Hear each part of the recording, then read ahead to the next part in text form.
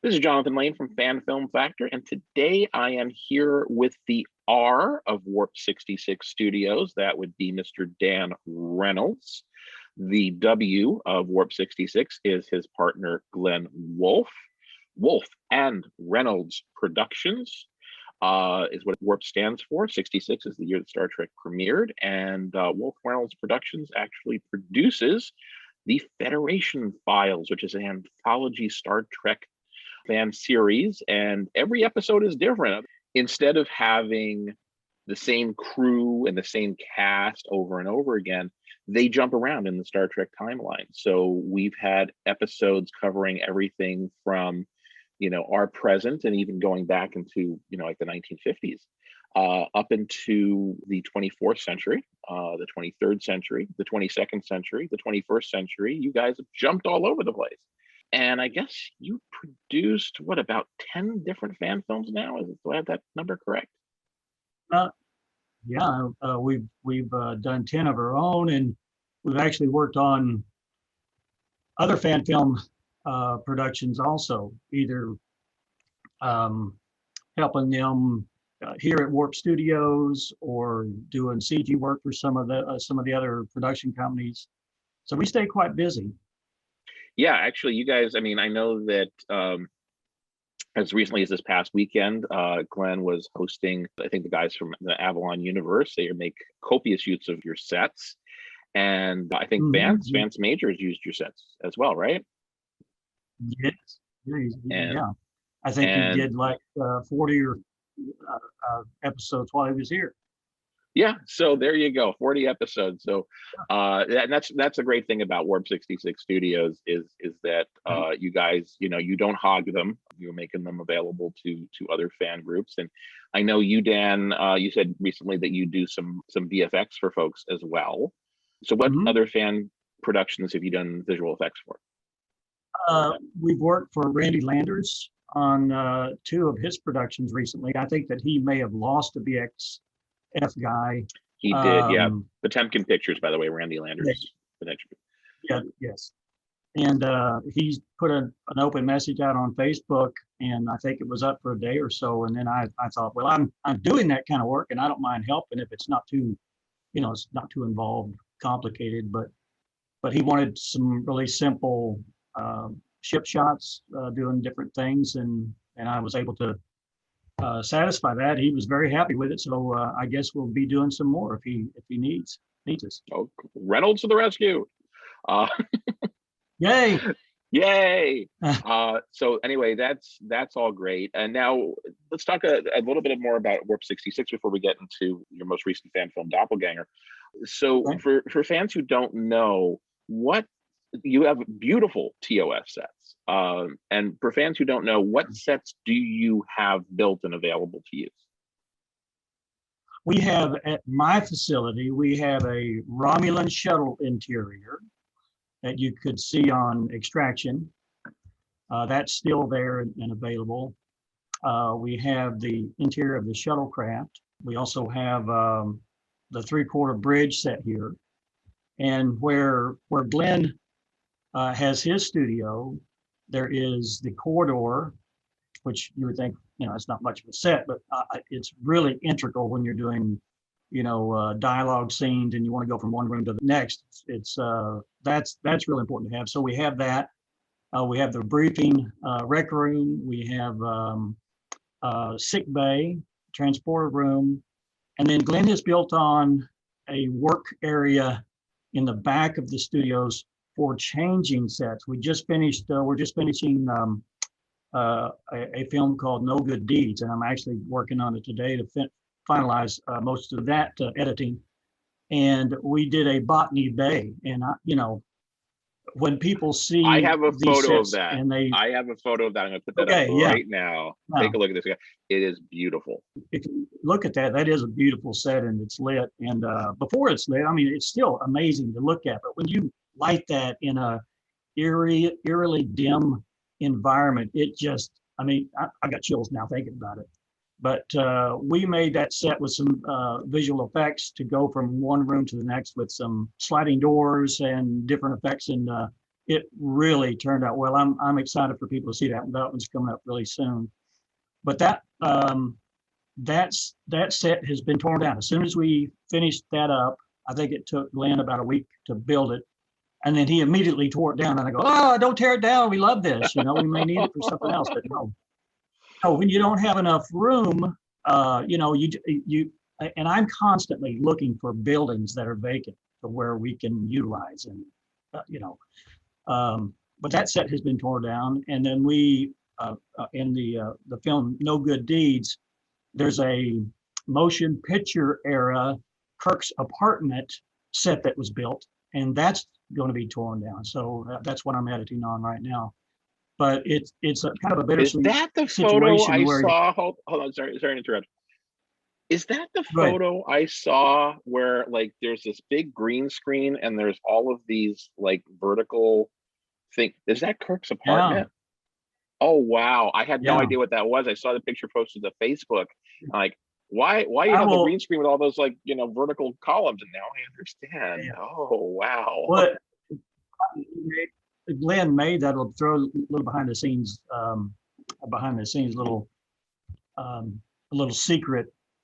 The rim of that very top roof is an old trampoline that someone had thrown out in their front yard for someone to pick up because the canvas was tore up, and he used that arc as the window for Kirk's apartment. That is brilliant. Oh man, that's hilarious, and I Glenn's love it. Glenn's a master at dumpster diving. I'll go to his studio one day and he'll have like a 6-foot pile of 1-inch styrofoam. I said, where did you get that at? And he says, well, I saw it in the dumpster and stopped the car and piled it on top of my wagon and took off. So, that's some of the things we have to do. It's fun. It's fun. Well, I get excited every time I see a new Federation Files episode. You never, it's like a box of chocolates, as DeForest Gump would say. I call him DeForest Gump. But people, you never know what you're going to get. Some people ask what the formula is. Do we plan these stories out in advance? And I think Glenn, when we first started our partnership, he had about 10 scripts that he had already written, and those are basically still in his notebook. But he'll come in, he'll say, I've got a new idea for a story. And I'll say, where did you get the idea for this one? He says, well, I was looking at a prop and I thought we could focus on this prop and then I could write a backstory about how the prop started, and then just, oh my gosh. So he lives and breathes this, 24 hours a day. Yeah, he does. He and Vance are sort of competing for the title Where's Waldo of Star Trek fan films. But because Glenn's done so many of them. I mean, Vance has done all of his own. But he's appeared in Dreadnought Dominion and Avalon. He's appeared in Starship Valiant. That's where he got to start. And then Glenn, he's like, if you look really carefully, you can see Glenn in a whole bunch of fan films. Like, oh well, there he is. Well, when we did Equinox, he was a transporter control operator. Then the next scene, he was a Klingon on a Klingon ship. And I think I can't remember, he was in there 3 times as 3 different characters. And it was funny when we were editing the scene where he was in the transporter and went right to the Romulan or the Klingon ship. He said, do you think we should put like a space effect there to break it up where people won't know that it's me? I go, they know it's you, Glenn. Don't worry about it. They know it's you. Yeah, it's like a drinking game. If you see Glenn Wolfe, just take a shot. I mean, I saw him in Pacific 201. I wasn't expecting to see him in that fan film, and you just really quickly see a person in an NX-01 era uniform, and we're clear, you can take off, and like, here's Glenn. Yeah. He likes working with everybody because he just likes to get his fingers, to help people. you know, initially he started it because he didn't know anything about the production aspect of it, but he really wanted to help. So he would either donate funds or props or whatever to be involved. And you're talking about Where's Waldo. The reason he's in so many of them is because he's standing right off set and they go, gosh, we need somebody in the background. And Grab the they put body, it he's there. or a shirt, whatever, you know. Oh, that's true. He helped me out on Interlude. We had some political issues with Neutral Zone Studios. They wouldn't let us film there because we were doing stuff with Alec. And anyway, Glenn stepped up and said, "Hey, use my sick bay." And not only did he let us use the sick bay, he actually sort of retrofitted a little bit to look pre-Kirk, more Where in the Middle of Found before era. So Glenn really came through for me as well. It's just I mean, both of you guys, you're wonderful resources for fans to have. I mean, on behalf of the fan film community, I thank you. For being open. Yeah, we don't mind people using the sets as long as they tell us what they're going to use the sets for. It's a little frustrating to be in one set and there's something going on in another when you're not there. I mean, it's okay, but we don't want pyrotechnics or fires on the consoles and that kind of thing. We can do that obviously, in After Effects. Yeah. I think for Josh, he wanted to do an Avalon bridge, and we didn't paint everything blue, but we did. I don't know if you really look really close. We used painter's blue tape to cover all the trim, and it turned out really nice. But I mean, we'll do those modifications. But I know that you guys have green screens on your bridge set, so you can change out the graphics there without necessarily having to really pack stuff. Yeah, Josh does for Avalon Universe. He wanted different graphics instead of the typical TOS. And for the motion graphics, we did. We put up green poster board, the fluorescent green type, and it works out really well for him. So yeah. It's a green screen's a pain in the butt, but if you do it right, the final effect is awesome. Yeah. I mean, I love the stuff Avalon is doing. I love the stuff you guys are doing. I mean, that's why I'm still doing Fan Film Factor. Now almost 6 years later, I've been doing this blog since 2016, and I haven't run out of stuff to cover yet. Which let's circle around back to the Federation files, because speaking of having so many fan films to cover, you guys lapped me. Now, granted, part of that was my fault. I got really far behind, but I was doing a blog on Mask, which was the one before Doppelganger that came out. And it was interesting because I had noticed like your last 4 or even 5 fan films had not used any of your TOS sets, which I thought was hilarious because you've got these beautiful TOS sets, and like 4 or 5 in a row are like done in the past, or Colonel Green's time. So I was working on a blog about were you gonna ever use your TOS sets again, and then boom, Doppelganger comes out before I have a chance to publish that blog. So yeah, it's kind of a long story. Glenn got on a kick, like I said earlier. He gets sidetracked a lot, and he loves the X-Files, and he loves the investigative team that's on the X-Files. So he thought up his own Brown and Oakley characters for these episodes that you're talking about, and it kind of we got completely away from Star Trek, other than little inserts of the Enterprise where Tomorrow Is Yesterday took photos of the Enterprise above the Earth and that kind of thing. He tied all that together. That was probably the only reference, but we did 2 of those episodes. And then we did some vignettes or shorter version or episodes. So, I mean, we had a lot to do, and Doppelganger is really a 3-year project. I wrote that 3 years ago, and we started shooting a lot of the scenes while we were shooting other episodes when there were background players involved, where we needed to have a space cafe or whatever. We would change costumes and put people in positions and shoot scenes just for Doppelganger. And that that footage kind of accumulated over the years. And then Glenn said finally, he said, you know, we've been doing so many other episodes. We put Doppelganger kind of on the back burner. He goes, after this one, we're gonna finish Doppelganger. We're gonna put full effort in that. So that's why Doppelganger came out when it did. Yeah, I was actually going to ask about that because I think the first time I heard about Doppelganger was way back during one of your, I think it was your second release, which was Walking Bear Running Wolf. And I thought that was the first time that I had heard about Doppelganger as one of the ones that you were planning on doing. Yeah. And, you know, that was back in 2018. Yeah. So, Yep.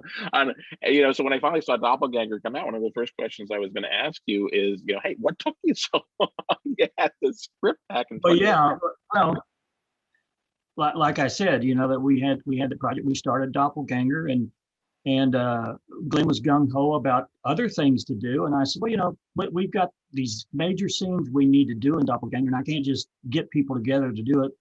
So why don't we just interlink these things as we go? And I said, it's not a big deal. We get it done later. I said, but before I die, I'd like to get it finished. So yeah, it's finished. Yeah, and by the way, Yeah, it came out really released, really nicely. I just wanted to say, you know, congratulations. Yeah, I'm really proud of Doppelganger. You know, I'm not a seasoned fan film producer. My background is in television, and I can edit and do special effects and that kind of thing. But when you try to capture a film quality or Hollywood quality style episode, you know, there's a lot of different things you've got to do. And if you watch the episodes over the years, and I go back and look at some of them and go, oh, I'd do that a little different. I'd like that a little differently. Or I'd, you know, I'd edit that a little tighter or whatever.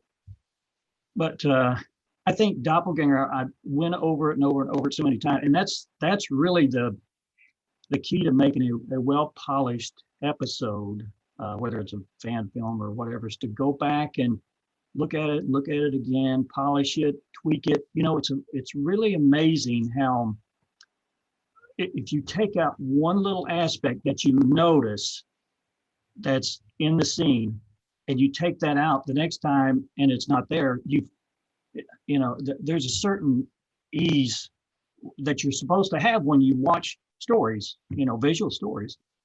And if you're not pulled this way or that way by the sound is too loud or the footsteps Foley is too abrupt or the wrong, you know, some guys walking across the floor in high heels, that's, you know, that's kind of, you know, your senses are tweaked a little bit. And so Doppelganger is one that I'm extremely proud of, and I could go back and watch it and feel that comfort watching it. So I don't know, I've rambled a little bit.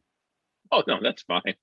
Yeah, so you actually do put a lot of care into this. I don't think people who watch fan films really understand what goes into not just production and getting the scenes filmed, but once the scenes are in the can, once the footage is in the can, making it into an actual fan film, you know, the editing process. I don't think a lot of fans truly appreciate what goes into that. Are you doing all the editing yourself, or is Glenn looking at stuff as well, and the two of you are discussing things? How does that work for you? Well, Glenn writes the stories, and he's basically the showrunner, coordinates the movement of everything, pushes the schedule. And then I do all the cinematography, lighting, audio. I mean, if I have people that will help boom and that kind of thing, it's always great. If I can just do one task, it's fine. But after it's finished, I do all the editing and have done all of the special effects in the last three films. And that was a passion of mine to learn CG animation and CG effects. So yeah, I just want to learn it all. I'm a behind the scenes kind of guy, and I love the creative process, to be able to take the raw footage and turn it into a scene where it breathes life into what it is. So as you're doing the edit, as you're working from what we call the rough cut, which is the first time that you assemble everything together, to the picture lock, which is what gets scored and everything.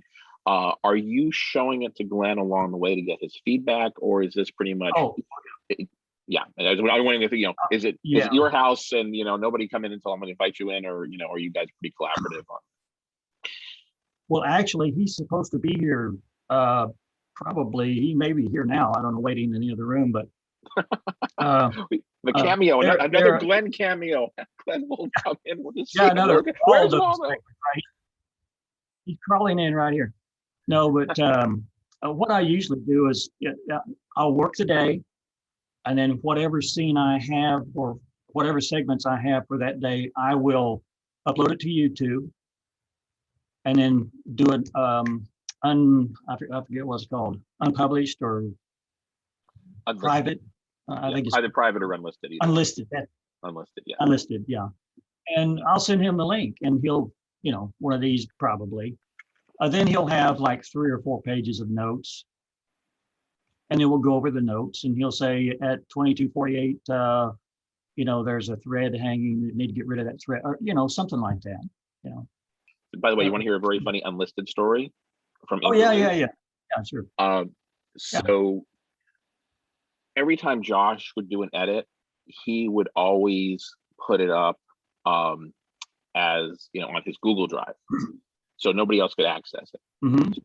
And then when Kevin Croxton started scoring it, the first time he put up a scored version of this for me to look at, he posted it on YouTube.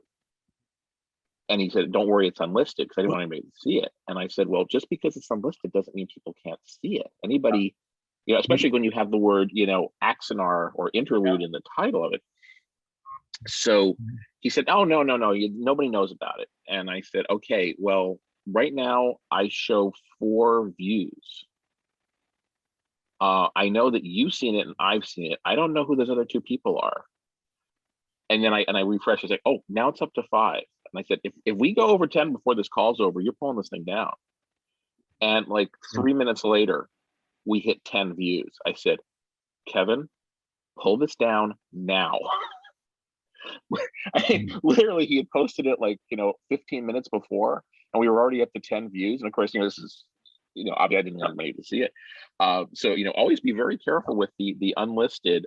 People can still find it. It's just not listed. Yeah. So anyway, that's my unlisted story.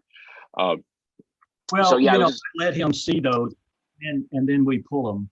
I basically go in there after a day and I just delete them. So I just want to make sure he sees, because it's a fluid process. We update whatever I send him is going to be updated with sound design or Foley or coloring or whatever. So I send him the rough cuts. They're basically dailies. He watches it and then I pull it off. So by the way, for those of you who don't know, Foley means the sound effects. So usually when people are walking across the floor, you don't hear their shoes. It doesn't get picked up on camera. So somebody actually has to put in those little steps separately. So that level of detail is the kind of detail that Dan is putting into this post-production editing process, along with, of course, assembling the stuff and trimming it down and adding the visual effects and the music and all the other stuff that gets done, adjusting the color balance and the brightness level and all that. So there's a lot of stuff that goes on in post-production, folks, and this is the man that does it. So let's go back in time a little bit from post-production to production, because you are also the director. You're the writer of this episode. Well, actually, it's sort of story by you. And then let me ask this question. I'm going to go with the pre-production. It says story by Dan Reynolds, and then it says written by Dan Reynolds and Glenn Wolfe. So I always see that, story by and then written by. And I always wonder, why is that separate? What is the difference between story by and written by? Well, what happened with the story, Glenn wanted to know what Doppelganger was all about. So I wrote out all the details that in an outline form. And then when there needed to be details, I would put in the character's name, where they were born, how long they've been in Starfleet, all that background stuff that was turning away in my brain. And then I would write the story, I guess the story arc where it started and where it was going, and what would happen along the way. And then he took that, and we both started back and forth on, he would send me some dialogue and how the scene would transpire. And then I would take it and say, yeah, I think we should do this. So I put in more dialogue or less dialogue. And then when we got this, the script completely finished, if you watch, the original story is supposed to end in the rec room, but there was in homage to the TOS, some of the TOS series episodes, Kirk always got the girl in the very end. So I wrote a little kind of an epilogue scene. So that's kind of the process. That's how it kind of developed, and that's why it was my story, and we both wrote it. Okay, so moving from pre-production into production. Well, first of all, so you got your cast together, and one of the members of your cast is your wife, Kelly. Yes. She got a sort of co-starring role, and then you had to direct your wife. So, how did that go? Did she listen to your direction, or she was like, "I'm paying attention to you, you're just my husband"? Well, basically, she's a fairly good actress. I mean, Nice job. Yeah, some people are gifted at it. You don't have to do much training, and she's done some acting before. Basically, we would go over the lines. How do you want this? And I said, well, you need to. I want you to be a little flirtatious. I want you to feel like that you're the head honcho of this space shire community, and you're the sheriff, and you own, and there's new blood that comes in, and it's a captain of a Federation starship, and you want a piece of that. So I want you to take control that way, and she kind of played with that. So yeah. Clint, how would you like to take me to dinner? Why, Sheriff? Are you asking me out? Well, as you observed, I am direct, so yes or no? Well, you drive a hard bargain. Yes, I would be delighted. Indeed. Say 1,800 hours? I'll have Jack make the arrangements. Until then, Quee.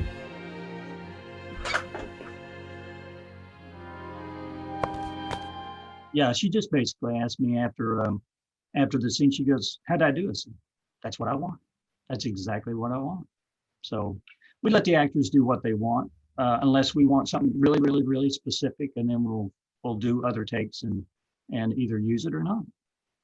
How many takes do you usually do with your actors? Is it one take and you're done, 2 takes, or whatever, you go? It really depends on the actor. If they're prepared, some scenes floor me. We can go in and they're so prepared that I'm blown away with the first take, because they've gone through their blocking, they've gone through their positioning for the camera, their line of sight, all that stuff. They know that, and we do some pre-takes before, but it's really amazing that the most simplest lines can take 10, 12, 13 takes. And I have some bloopers up that shows that. There's a great story that Nicholas Meyer told of Shatner's line in Star Trek II. And I watched Nicholas give a live presentation at a screening of Star Trek II at the Egyptian Theater. This was many, many years ago. And he was asked the question, what is it like directing William Shatner? He's a larger than life actor, and he's like, oh, you just have to wear him out. And no one in the audience had any idea what he was talking about. He said, okay, there's a bunch of people in the audience who have no idea what I'm talking about. There's a bunch of people who do.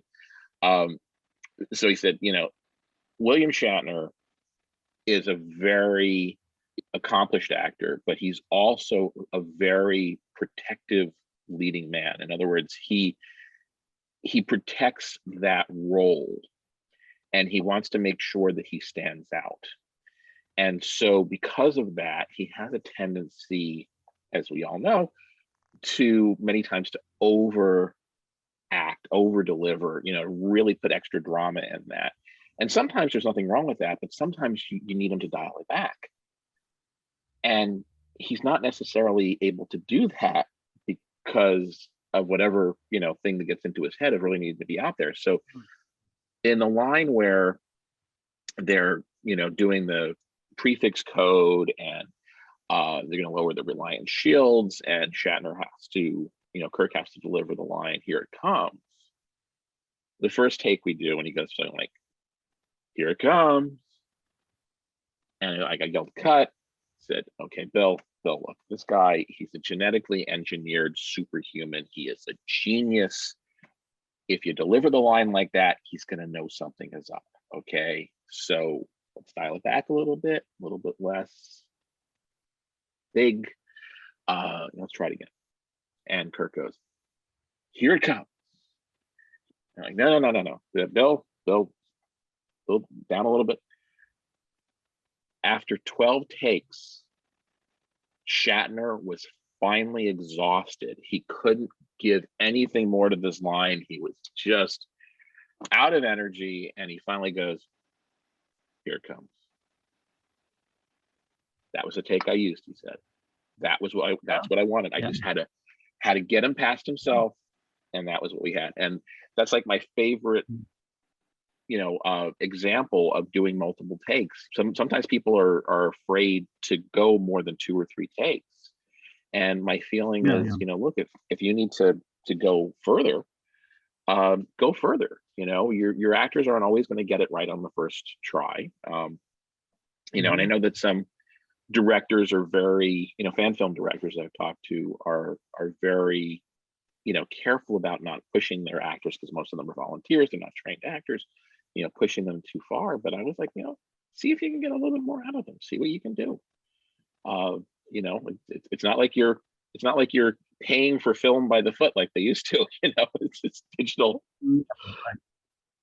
We realize that in some situations where we have a lot of time and the actor's going to be there all day or for the weekend or whatever, we can let down our hair and do some of that. But there are times when we have somebody that says, "I'm only here for an hour." So I mean, we got to shoot them first, and sometimes the takes aren't the greatest, but we go, "No, it's a fan film. Okay, let's move on." Yeah, that's kind of interesting. If fan film, if you get somebody who's only there for an hour, I kind of understand. If you take people when you can get them, especially if you have a large cast, you don't necessarily, be able, they have to travel a long distance or whatever. But I understand also that in many cases you've got people there for the entire day. You start shooting at like 9 in the morning and you finish at 10 p.m. or whatever, and people are exhausted by then, but you get what you need. So what is it, because you are involved pretty much behind the camera, and by the way, I saw you in front of the camera a little bit at the beginning of Doppelganger. I noticed you being the transporter guy. It's my Alfred Hitchcock. Yeah, exactly. That's your Glenn Wolfe moment. That's your "Where's Waldo?" Where's Dan? He's there. So of the entire filmmaking process, from writing the script to preparing and pre-production to production to post-production, what's your favorite part of film production? The orchestration, the music.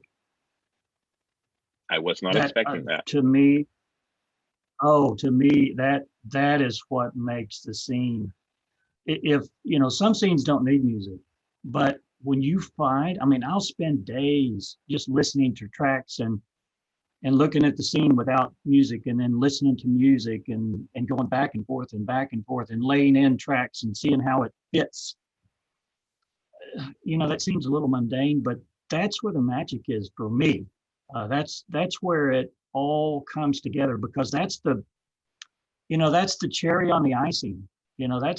that's what makes that thing pop is that music. And we try to use all the iconic TOS music. There are times when we use other Star Trek music, but and other music from other series, and No Good Deed is coming up, and hopefully in the first scene there's going to be some background music that people may have heard. It's not from Star Trek, but it's from another iconic 60s television series that fit this so well that I used it. And it'd be interesting to see if people recognize it or not. But music is, to me, the putting those things together. Oh, that is really cool. Now, I was not expecting to hear music, but yeah, it's amazing the difference that music can make in a scene when you watch something without the music. Yeah. And by the way, if anybody wants to see what interlude looked like without the music, I have an editing video up, so you can just go to my interlude vlogs. And I showed what it looked like in the rough cut and in the picture lock, and in none of those versions was there any music. So you could actually compare a fan film without music to a fan film with music. It really can make something so much more powerful. Yeah, so that's where the pixie dust comes in. Yeah, exactly.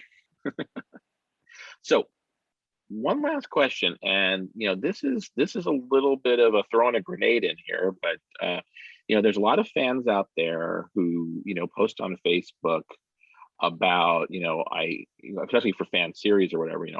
I thought the guidelines don't allow that, and these every month or so somebody, but I thought the guidelines don't allow that. Well, one of the things the guidelines don't allow is a fan film that's more than a half an hour long, and Doppelganger is 47 minutes. That magical Star Trek number of 47. So are you just sort of seeing what plays with CBS, because they don't seem to be contacting fan films about going over? Doppelganger's been out since July, 3 months. It's not a snub at CBS or anybody. We had this discussion when the guidelines first came out. We were flipped out, because we thought it was the end. And then you start looking at it, you go, yeah, we can write 15-minute stories. We can write 30-minute stories.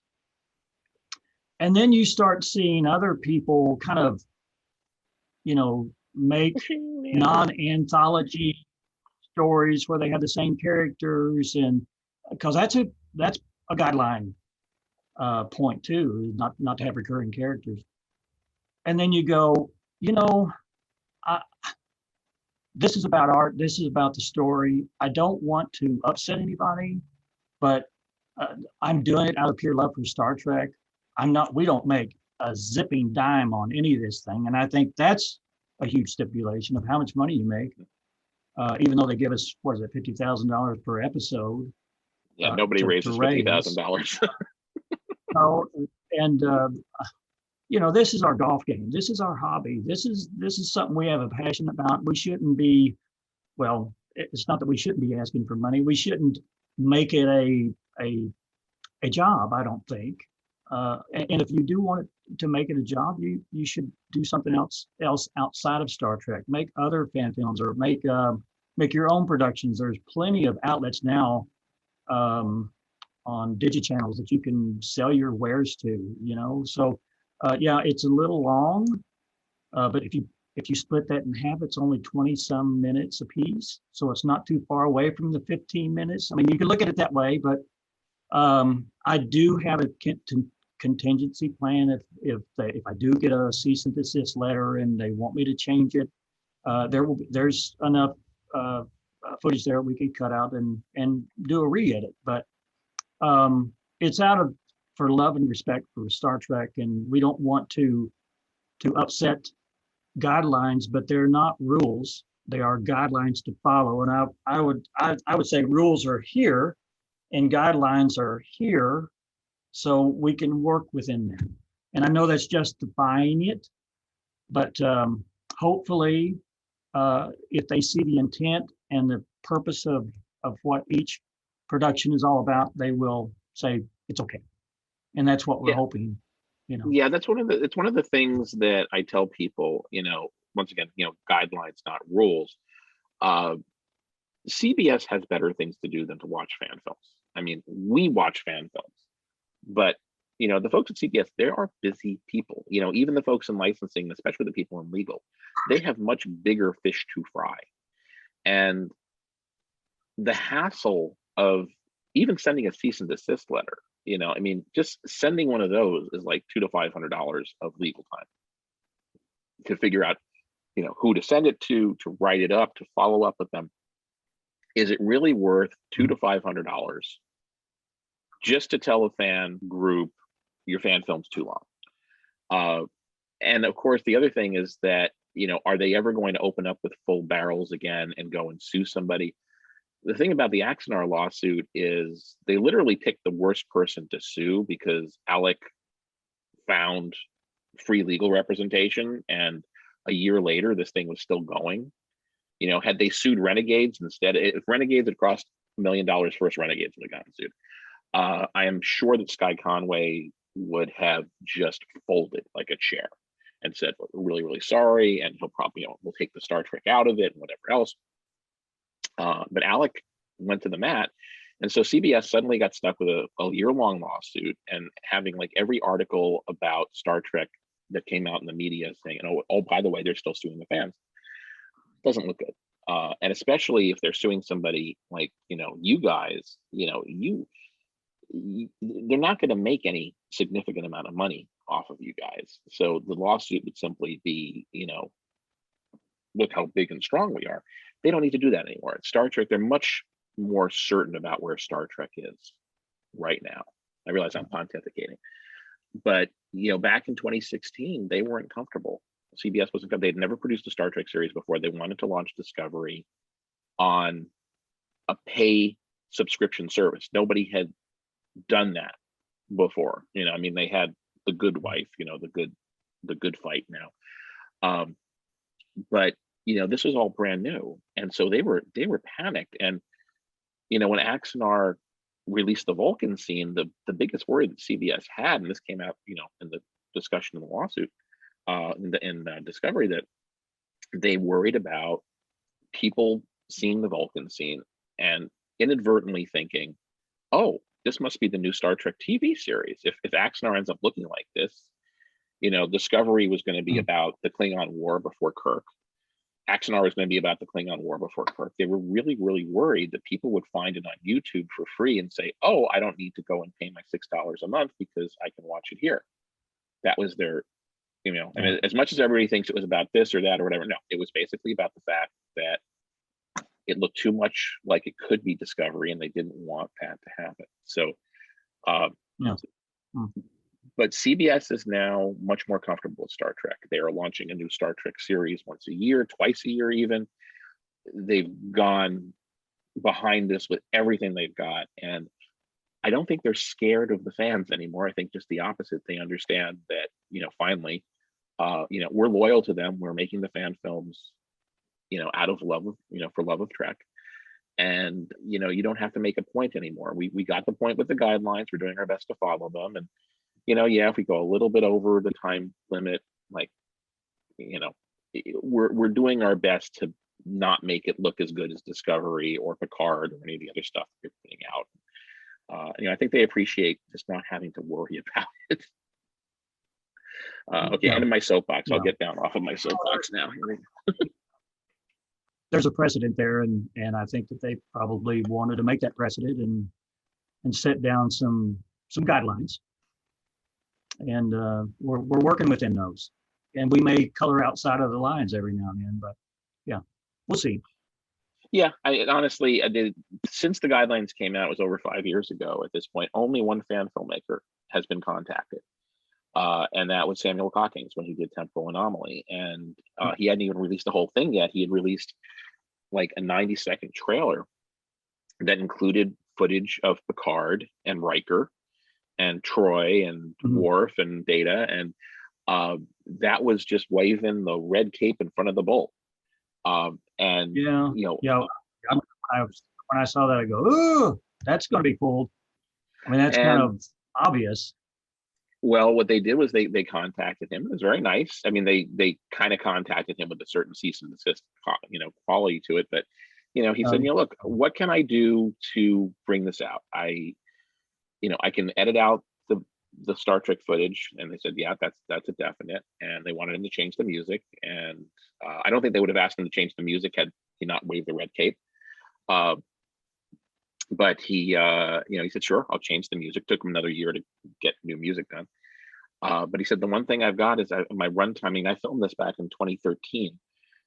So it was before the guidelines existed, but I can't edit this down to much less than 55 minutes or so, 52 minutes.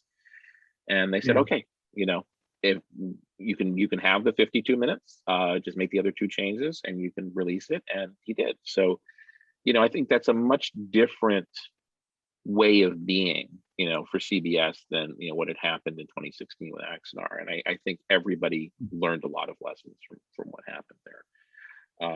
So I hadn't expected to, divert this interview into discussion of the guidelines, but everybody likes to hear about this and what fan filmmakers think. All right, so to finish up, Dan, what is coming up? You obviously have this Botany Day episode that will be around coming out soon. Is that an episode that also includes the Kirk's apartment, or is that for a different episode? Oh, yeah, it does. Actually, I'm working on the green screen. Yeah. You're gonna have and it's turning out San Francisco out in the back, behind that, nighttime of San Francisco. Yeah, lots going, and we're gonna have fun with that. It's and Savic's gonna be this one, So. Oh, cool, Savic. All right, so beyond that, what else? You said Glenn still has these 10 scripts that he hasn't filmed yet. Do you have any more scripts that you haven't filmed yet? Yeah, if you watch Doppelganger, the character. Oh gosh, I forgot the character's name, but the bad guy, the villain in the story, he lives here in Harrison, and he's had a taste of being on screen, and he says, I got some ideas for what that villain should do next, and so we're thinking about a Snake Plissken style break from jail, and he has to go on a mission where he does whatever. So that's kind of in my head. Of course, we've got another Mud episode that we're trying to revisit. We talk about an anthology series where we go back and revisit characters, and I think that's one of the fun things that we do. What do you think about this? Yeah, let's do it. So, that's a part of the process that we go through. And the Mud is one. The No Good Deed is coming out next. And we've got one that's called Halien is another. I think it's Oakley Halien. Yes. And I think that's an Oakley series that we've done in the past. Glenn's got some bizarre stories about a liquid planet, and a shuttlecraft gets caught in the liquid, and how do they get out? And it's all in the interior of the space shuttle.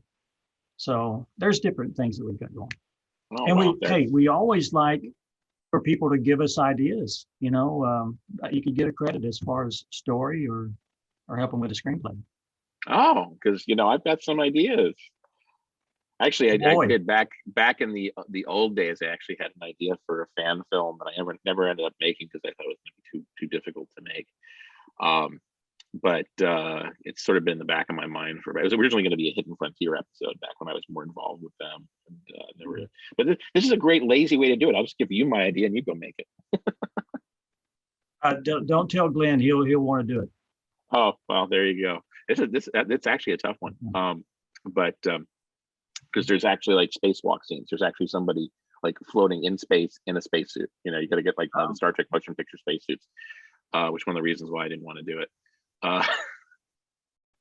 Well, anyway, Dan, I do want to thank you for doing this interview today and sharing your expertise and your insights with everybody. And I'm just so excited to see what else is coming up from the Federation files that you guys are obviously here for, looks like a long time, so we can keep watching your stuff. So anyway, thank you again. I guess I'll hold up the live long and prosper symbol. There you go. Thanks, Jonathan. And thank you, Appreciate it. Dan, and have a great rest of your day and week and month and years and everything else. All right. Thank you, sir.